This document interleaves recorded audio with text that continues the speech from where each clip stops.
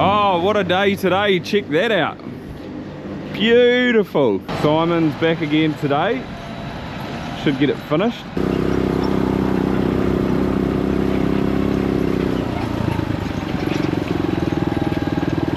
He's finishing off his third one. He's done that one. He did one yesterday, but then the rain came in, so he had to stop. And then he's also done another big one this morning where the hay barn is over there. So he's only got 3 to go. However, good morning everyone and welcome back. I am currently just heading into town to see the butchers. Go and pay Richard, Kieran and Donna a visit because he sent me a photo at the end of last week of the home kills that we got done last week, and the meat looks real good. But he said I'll be cutting up next week Wednesday, so I also said, can I come in and film it, do you mind? He said, nah, sweet as. So I'm gonna go in there and just watch him break it down. They're not doing sausages today, but they're gonna break it down. I think it's so interesting. I think it's an art form, so well, highly skilled as well. So we're gonna go and check that out. I enjoy it, so hopefully you guys will too. This is called Padaringi Hill here because it's a bit of a steep hill. It's not very long, but sometimes, you can't see it today, sometimes down there you can see Ruapehu and Narahoe, but there's a bit of cloud that way. There's a local sale yards just in there. Here's where all the Fonterra tankers leave from. That's the base. We're about 2k from them, probably, maybe 2.5. And then there's the factory just in there, the Fonterra factory. And it's pretty close because here's Max Meats right here on the corner. There's the home kill truck, all nice and clean. Smoke room in there, salamis and fish. Morning. Morning, morning. Morning. Yeah. Donna, how are you? Good. Morning, how are you? Yeah, good. Look, that looks pretty yum. It is. Far out. Yeah, that looks good. You know, nicely marbled, Scotch. Yeah. Yeah. Yep. So what is that? The Scotch fillet? That's the Scotch fillet. Yep. I don't know my way around a beast to save myself. That's the Scotch, or they call it. Some people call it the cube roll. Oh yeah. Yeah, cube roll or club steak because it looks like a club, you know. And obviously the ribs are coming up that way, eh? Ribs, yeah. So that's your chine. That's the middle of your backbone there. Oh yeah. Yep, and that's around the rib cage there. So that's underneath your shoulder blade, basically. Yeah. Underneath your shoulders, yeah. Yeah, it's well marbled. Oh, it's beautiful. Yeah. Yep. No, that's why they call it yellow wagyu. Yellow wagyu, yeah. Jerseys. Apparently, that's what some people call them. I think Jersey's, it's got that like real, I don't know, it's got a taste to it, but I think it's real flavourful compared to some other breeds which are maybe more tender, but I reckon Jersey's, yeah, it's got that real nice taste. Yeah, it is. Yep. Grass fed as well, eh? Yeah, yeah. Yep. I guess it depends on people's preference, but yeah. This year, on the hook, they averaged about, I think there was one under 200, so they averaged about 200 kilos, which is pretty good for us. Like that means the animal, is it 46%? Roughly. Roughly. Yeah, it depends how it's cut. So roughly they would have been 400 kilo animals for heifers, which is pretty good. So it's been fed fairly well. Look at those salamis. Yum. We've got it under Dad's. Make sure you get the right one. Yeah. I think that's it. So you've boned that out already, Kieran? Yes, we pre-break it. Pre-boned it, and it's just the Just the backbone final on it. cuts. Oh, Then we just leave the sirloin and the fillet on the bone. Ah, okay. Yeah, it hangs on the bone for a few days last week before on the Friday when we... Why do you do that? Why do you leave it on the bone? Is it easy to work with when you get it out here? It is, once it's gone, but just by Friday we need to take the silver sides off. Oh, yeah. If they're getting corned. Yep. So yeah, that's why we pre-break them on a Friday so that we can get that silver side in the brine so that it's ready for processing day. Steaks are all going to be roasts and then mix and sausages and corned beef. No steak, mate. Apparently not. No. We're going to do it as roast, so you do have that option if Yeah. you want to cut it yourself. Yep. Oh, I thought he would have got steak, but Well, I will. yeah, I would you have can too. steak it if you want. Yeah, steak it. You're going to get us in trouble. Nah. You take the steak. Nah, that's alright. These are good animals. They need to be steak, I reckon. Yeah, Well, they do. yeah, but the option was there if you wanted it as a roast, so... Nah. I'll override them. I'll deal with that. Overriding it, righto. Okay, so We could do half and half. Nah, just go steak. Nice looking scotch. Oh yeah. Yeah. Yeah, they're yum. Yep. That must be the scotch, and then that's the... Is that scotch? That's a scotch. That's scotch. That's the... Oh, I fill it. I fill it. Just add it back.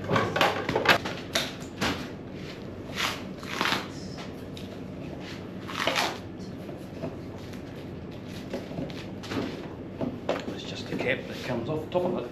So, oh yeah. What's that bit of muscle in there? Is there a name for that? Yeah, pan. It's the starts with P. Is that the real high-end cut? I want to say pan cheddar or pan something. It's the one that comes down and joins onto the bottom end of the rump here. Oh yeah. So that's basically. And is that Yeah, the real you- tender one? Oh well, it's the one that the Yanks love. They do that cold smoking and all sorts of stuff with that. Oh yeah. So it runs from there down onto the top end of the rump. Comes through there. Yep. Yeah. What is it called? It starts with P. But yeah, it's like a Mexican bloody kind of pronunciation of the name. Yeah. Not a cut that we do in New Zealand a lot, unless you've got a fancy moustache and a fancy smoker. Like, you know, the pit masters or whatever they are. Yeah, they like them. Oh yeah. Yeah. We're doing more and more cuts like that though. Oh yeah, more like boutique-y sort of, or not boutique-y, but Yeah, just stuff specific. that they have to pay big money for it. At the butchers, you know, like this morning we did a couple with not tomahawks, Fool's hammer. Thor's hammer. So yeah, the shin, basically the hind shin, and then you cut it there and bare the bone right back. Oh right. Like they call it a Thor's hammer. Oh right. I've never even heard of that. Yeah, that's in a smoker or slow cooker. Oh, okay. Yep. Hey, that'd be tender, eh? Far out. Yeah, slow cook. Yeah, Shit can't jeez. be shin anyway, eh? Nah. That's all the flavour is. Yep. Nah, it just falls apart. And that's the backbone that Kieran's cutting up there, eh? Yep. So it'd either be porterhouse or T-bone. Yeah.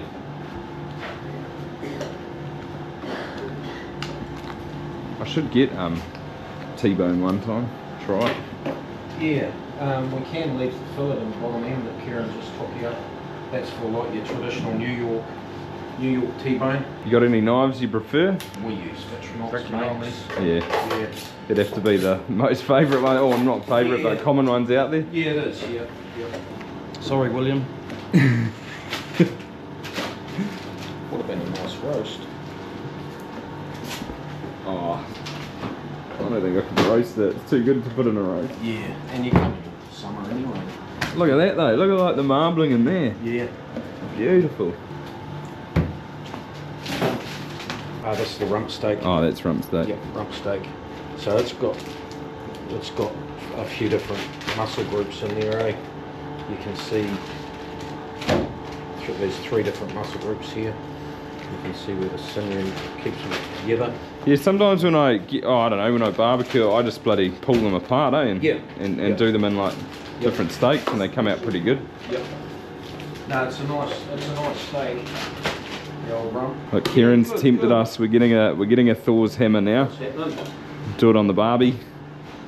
Yep. Yes. The Thor's hammer. Look at that. That looks pretty good, doesn't it? So these are all the cuts once they come off, bagged. So scotch, crosscut. And obviously it depends on how much the people want, or is that just the leftover there? Well, they want 4 in a bag. Yeah. So instead of giving them 5, which is probably too many, I'll just do a smaller one. Yeah, fair If enough. it's a bigger cut, if it's only small, then I'll probably make it more. Yep. Yeah, so it just really depends. Yeah. Most people, they're feeding 4 out, so I'll just give them 4 pieces. Yes. Yep. If they're feeding 2, it'll be 2 pieces of the big cuts and maybe 3 of the smaller cuts. Yeah, fair enough. So some people say they're feeding 2, but they eat 4. So yeah, I sort of go in between. But it does a good job. the vacuum packing. Yeah, that looks well real worth good. It. It's an extra cost, but it is well worth it if you're just a couple of people or... I think they last a bit longer too, like that. Yep. They don't You're get not quite gonna as get your- freezer burnt. Yeah.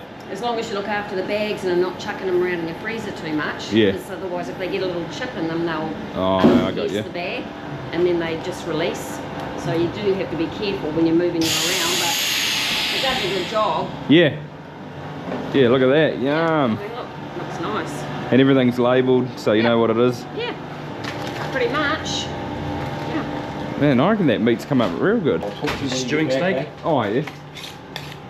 So that's your Yep. chuck steak, Yep. your neck, Oh, is it? Yeah. Oh, right. and then the skirts around the belly here.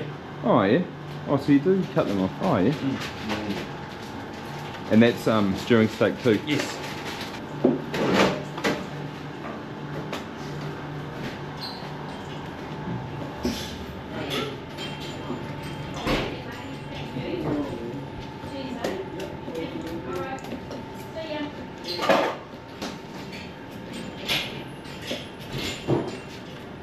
So that's a whole rolled roast, is it? That bit? Yep. One end of this will be the tail end of your scotch. Oh, Which is yeah. That end there, you can see there's a little eye of meat there and a bit of marbling. Yep. So yeah, we'll put the tail end of the scotch in there and fold it back so it cooks the roast up, which makes your rolled roast a little bit more tender Oh, yeah. inside. Yep. Yep. It's a bit of an old school way of doing the rolled roasts. But it Like works. A lot of people nowadays just put their netting around it. I quite like them like that, eh? Yeah, yeah. Bit of fat through them. Yeah. Yep.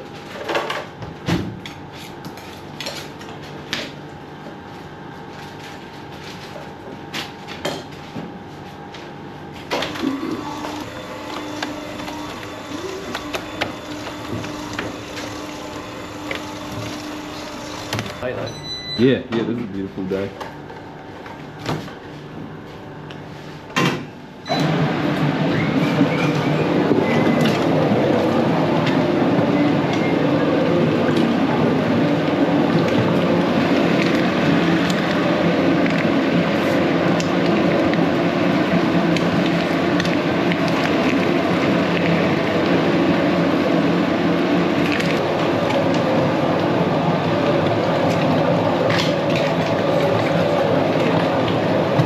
It's been through once and now it goes through again. It goes through 3 times, Kieran was saying before.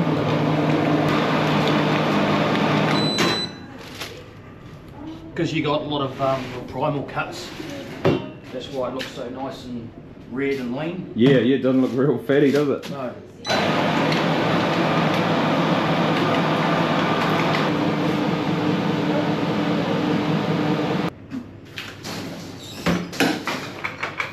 One more. One more time. I might get you to give me a lift for this. Yes. Just set it up on the edge here. Oh yeah, that is pretty heavy actually. Bit of meat in there. Yep. What's a whole line of sausages? How many kilos would that be? Depends on the length of the skin, but they might be kilos, Oh, 7 okay. kilos finished by the Okay. time you blink them. Yeah. We don't use synthetic ones, so No. No, what is it? Pig something? intestines. Pig intestines, yeah. Just keep it outside and they're in the bucket there soaking to get the salt off them. Oh yeah? Oh, you got to take the salt off before you do it? Yeah, because otherwise you have salty sausages. Oh, interesting. I've finished soaking now. Turn the hose off. They're just in the Oh, right. in here.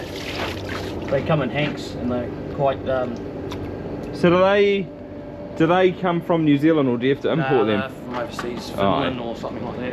So there's a specific intestine or wherever you get them from? Yeah. Yeah.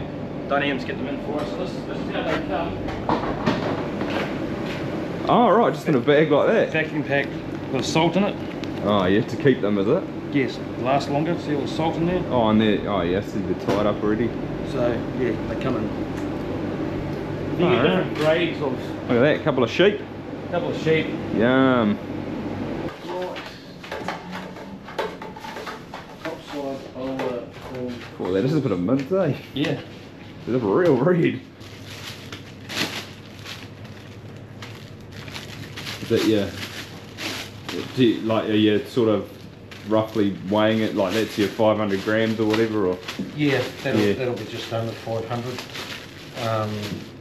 for kind of 2 people. You can put them in tubes, but some people want it at 700 grams. I reckon these are mean because you just hang them from the clothesline and thaw her out. Yeah, you're not saving the bags, are you? Nah. No.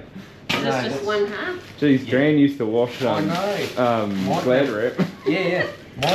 We were thinking about going to disposable bags, you know, like as in compostable. Oh yeah. But it's not practical, really. Yeah. Compostable in your bag, and Yeah, the quality. The moisture, I think, would probably eat away at them. Yeah. Quality and longevity in the freezer's not good enough yet. Yep. Maybe in a few years' time they will be, so this is 50-50. Nah, fair enough. Yeah, one of our customers, they do those compostable plastic bags. Yes. We tried a few, but they're not right up to scratch for. So do they supply the bags to you? They could do. Oh yeah, right. Oh no, they wanted them. Yeah, we've done them. Oh yeah. Yeah. Oh okay. But yeah, like I said, they're not practical for Yeah. the application. Yeah, they're only going to get better, I guess. They will do. Yeah, time I think they will. Yeah, that looks good. That is good, man, isn't it? Nice and clean. A bit different to the stuff at the supermarket anyway, that's for sure.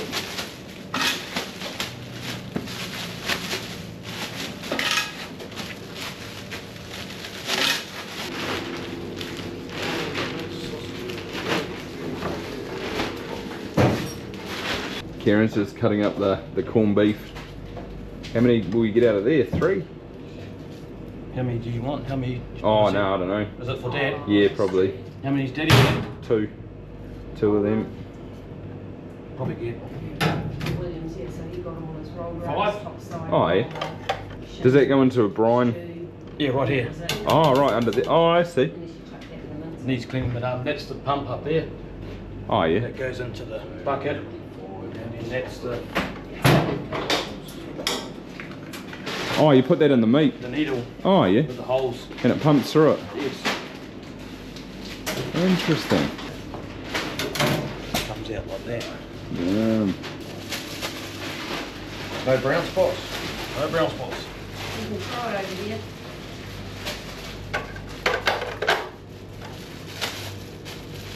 Might just Out to the freezer. Rightio, have to make some room for you, mate. yeah.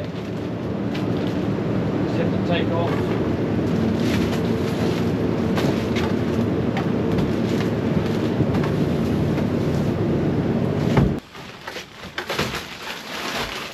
Sweet. Go get the rest and do it all again. How long will it take to freeze and then we come get it? Tomorrow. Oh right, It'll okay. be rock solid by. This here was in the freezer yesterday. Yeah, and it's hard now. Rock solid. Where are we? Is William at this end?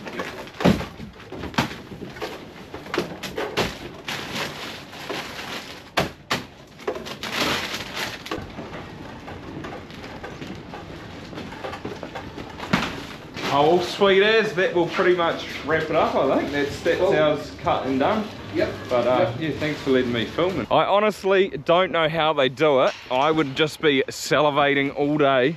That meat looks extremely yummy.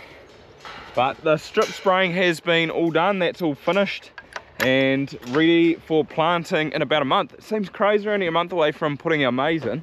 It's come around pretty quickly. I was going to stick the drone up, but he'd got finished before I got back. Give it a couple of weeks though and it'll start to look like this paddock here, which is, this one's getting strip tilled, and you can kind of just make out the rows there, or hopefully you can on camera. It's sort of the prerequisite to when you direct drill your maize. You got to spray it like that, and the lines are nice and dead for when you go into plant. That's the reason why they're getting done now. Bill said that you want them done no less than 3 weeks before planting. So we're about 4 now, which seems alright. But that'll pretty much wrap this video up, guys. Hopefully you enjoyed it, and apart from that, see you next time.